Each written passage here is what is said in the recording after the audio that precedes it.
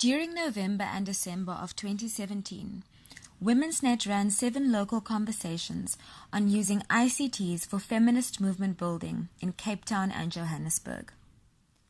During the conversations, we invited participants to join in an online campaign for 16 days of activism against women and child abuse called #16ways16days. This gave everyone involved an opportunity to take the conversation we had inside the room onto the online arena. We saw 167 participants, of which 164 were women in total. The really diverse group of participants ranged from teenagers to the elderly.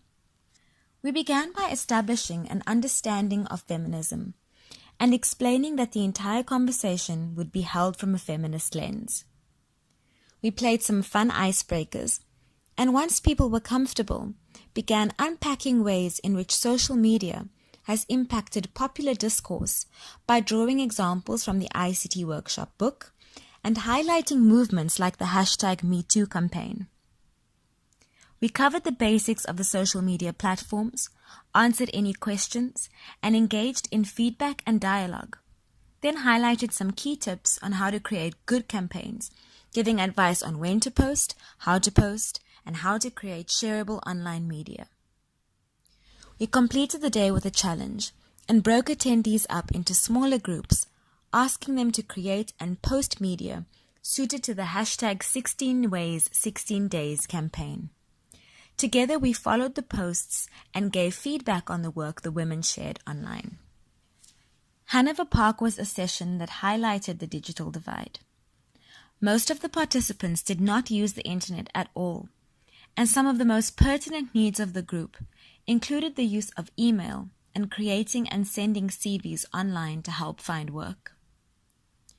There were many questions on how to harness social media for small business development and the promotion of skills.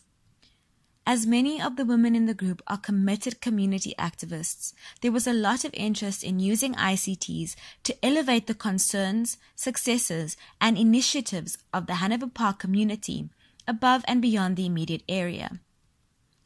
Many of the women in the group are currently unemployed and face financial challenges, as well as a large-scale lack of access to ICT resources, as well as ICT education.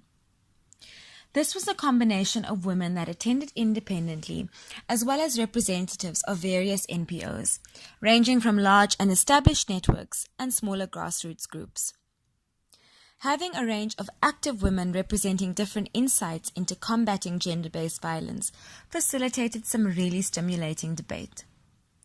Questions were around issues like, are likes and shares only there to make people feel like they've engaged with activism instead of addressing the actual real problems? How do we merge the online and offline space effectively? How do we hold the online community accountable to the offline community? As many of the women were familiar with basic ICT skills, we moved through the workshop model briskly and were able to introduce conversation around some of the more advanced concepts of campaign creation and management, integral to effective movement building online. This was a very diverse group with a largely shared interest in environmental activism. There was a mix of some very senior attendees from the Sunflower Urban Gardening Club who are not at all active online, as well as a large component of younger women interested in quite advanced ICT skills. The intergenerational conversations and support established in this session was really encouraging. Everyone was very excited and enthusiastic about working together. Not all women in the group were involved in gender activism, and many had come out of interest in using ICTs for personal development. There was representation from Rape Crisis, including a much younger member and 2 of the organization's much older members keen to expand their ICT skills. While skills levels of attendees differed, having them sit in small groups at different tables meant that there was a lot of support and guidance happening from within the groups. When doing interactive challenges, groups developed highly creative content together, using hashtags effectively, and really engaged with the 16 days themes.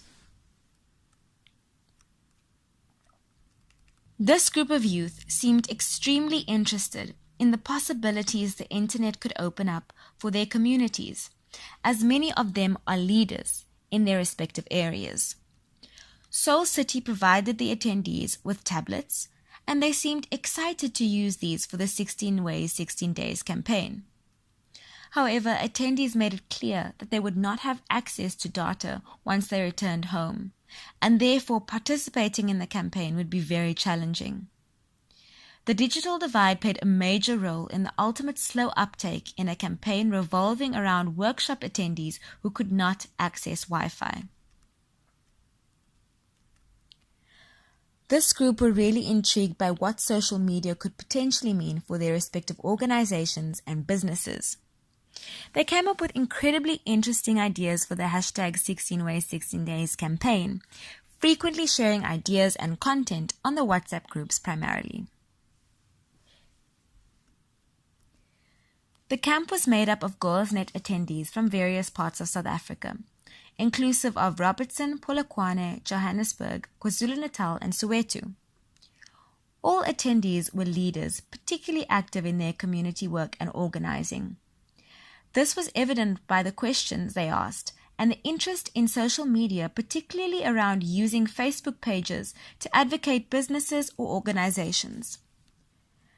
The campaign encouraged storytelling and gave women creative freedom and first-hand experience in how to create and share content and how to mobilize using online platforms, as well as the massive capacity the internet has for feminist movement building.